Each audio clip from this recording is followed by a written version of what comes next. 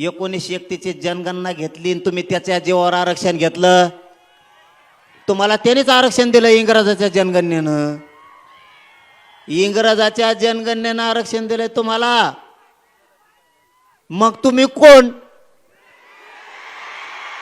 असं आम्ही म्हणायचं का? म्हणलो नाही. म्हणलो नाही. आपण तुमच्यासारखे बिघडलेल्या रक्ताचे नाही. म्हणलो नाही, म्हणणार नाही. म्हणायचं का असं म्हणलो नाही. तुम्ही डायरेक्ट म्हणले आम्हाला, पण आम्ही म्हणायचं का म्हणलो. बर, याच्या पुढं जाऊन आम्ही असं म्हणलो का की बाबा आमचं गुलामीचं गॅजेट हे, मग तिकडं राजस्थानला अकबर बादशाहकडून पळून आलात आणि इकडं तुम्ही निजामाची चाकरी करायला लागलात. आम्ही असं म्हणायचं का? म्हणलो नाही तर म्हणलो नाही. ए भेद पेत नसतो हा. ती शहाणपणा शिकायचा नाही. गप बसलेलो आहेत म्हणून गप येत. तुम्ही फक्त फेसबुक व्हॉट्सअपला लिहू शकता. ज्या दिवशी सुरू होईल ना त्या दिवशी तुम्हाला बी कळन. काही बोलता. माझ्याकडे नीट करायची ताकद आमच्या मराठ्यात आहे. काही बोलता. आम्ही म्हणलो का तुम्ही राजस्थानला होते, तिकडं बादशाह अकबर होता आणि त्याने लय ठोकलं दांडकीने तुम्हाला, मग पळून इकडं महाराष्ट्रात आलात.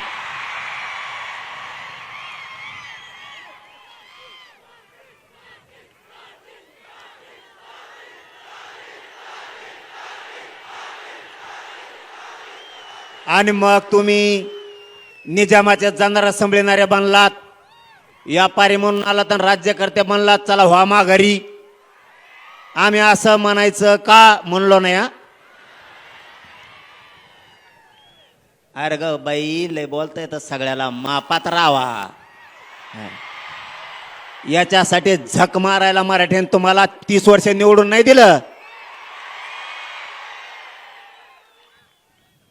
याच्यासाठी निवडून दिलं होय 30 वर्ष. तुम्ही असे पान उतारे करो आमच्या अवलादीचे. आणि आता काय करणार हे सांगतो तुम्हाला, नीट ऐका. आता मी म्हणलो, ते म्हणले निजामाचं गॅजेट हे, निजामाचं गॅजेट गुलामीचं. ते म्हणे गुलामीचं गॅजेट आहे. मी सांगितलं तुमचं सुद्धा इंग्रजाचं आहे, तेव्हा गुलामीच होती. तेव्हा कुठं स्वातंत्र्य होतं असं बोललो. आता तेवढं काळजावर बाण हाणला बरं का आपल्या. तुम्हाला डोके किडे जे पडले म्हणलं तुमच्या डोक्यात, ते सांगायलो ते किडे मारून टाका लवकर. किडे तुमच्या डोक्यातले हे काय करतात, हळू जिवारी वार करतात आपल्या. आणि मी बोललो का 2-3 महिने गप बसतात. आपल्या लोकाला काय वाटतं माहिती आहे का? जाऊ दे रे, चुकलं असं काय होतं बोलतानी, आता नाही बोलणार इथून पुढं. अरे हे बदलणारच नाहीत. त्याच्यामुळं दया माया थोडी कमी करा. जे ज्याला मराठ्याचं तिकडून उभा राहीन खप पाडायचे. तवा ह्या आपल्या बी जाती नीट राहत्या, तवा आपले बी नीट वागत्यान, तवा हे हुजरेगिरी करायचं बंद करते. आणि जेव्हा आपण पाडायला सुरू करतो ना, तेव्हा ते मराठ्या संग नीट वागायला सुरू करते. कळाला का डाव? ते आपल्याशी, अरे आपल्या लेकरा बाळाला डायरेक्ट म्हणले राव,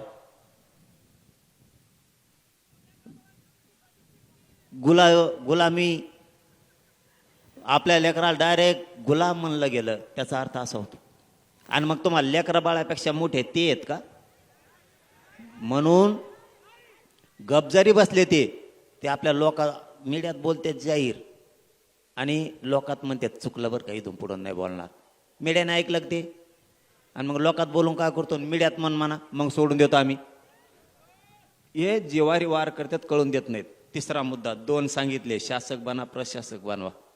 दुसरा सांगितला ह्यो, इथून पुढं जो बोलन त्याला सोडीत जायचं नाही. तिसरा मुद्दा लय महत्वाचा आहे. कधीच आजपासून ओबीसीला दोष द्यायचा नाही. बघा डोक्यात उजाड पाडून घ्या. आपण काय करतो, एक जरी नेता बोलला तरी आपण म्हणतो ओबीसीचे नेते घाण आहेत.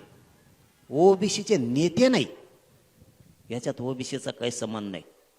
समजा माळ्याचा सगळ्या दोष आहे का? काही सगळ्या माळ्याचा दोष आहे का?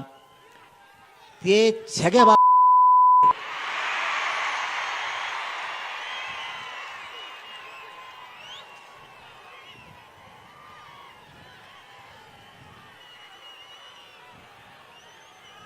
त्याला काय करायचं आता? त्याला म्हशीवणी थोड्या दिवस पाण्यात बांधायचं. त्याला मी बांधितो, थांबा तुम्ही मला नीट व्हावून द्या रे, मी नीट व्हायना रे. मग शरीर मला साथ द्यायला नाही तर यांचा दुमता काढायला मेले पक्का. लावले का नाही 150 पावणे 200 कामाला? लावले का नाही रे? नुसते तज्ञाला घेऊन बसत येत. याला काय झालं, त्याला काय झालं, ते कसं काय बसलं, हे कसं काय बसलं. कुळातच कम घेतले, बिगर कुळाचे कम घेतले, सगळं गॅजेटच कम लावलं आणि मग मराठीत आत गेले. आत नाही जातात का? बाहेर तरी कवर ठेवतो होय ना, बाहेर तो आता इथून पुढं ज्या जातीचा माणूस बोलन त्याला ओबीसीचा नेता नाही म्हणायचा. इथून पुढं एक ध्यानात घ्यायचा, आज घडवून जाणाऱ्या प्रत्येक महाराष्ट्रातल्या माणसाने ओबीसीचा नेता बोलला ते काय करताय चाभऱ्यापणा, हे आत्ताशी आपल्या डोक्यात आलंय. आमच्या ओबीसीवर अन्याय होतो, मग आपण सगळ्या ओबीसीला बोलवतो का नाही? ओबीसीवर अन्याय नाही, याचे लाभार्थी थोडी जात आणि ह्यो दोनच धरून मागा लागा जायचं. ओबीसी इथून पुढं बोलायचं नाही. समजा उदाहरणार्थ इथून पुढं, आता इथून पुढं लक्षात ठेवा, समजा आता थोड्या माळी आणि थोड्या माळ्याचा नेता छगन भुजबळ, बाकीच्या नेत्याने काही, बाकीच्या माळ्याने काही केलं का आपलं? उगाच सगळ्याला चेंगरीतो आपण बी.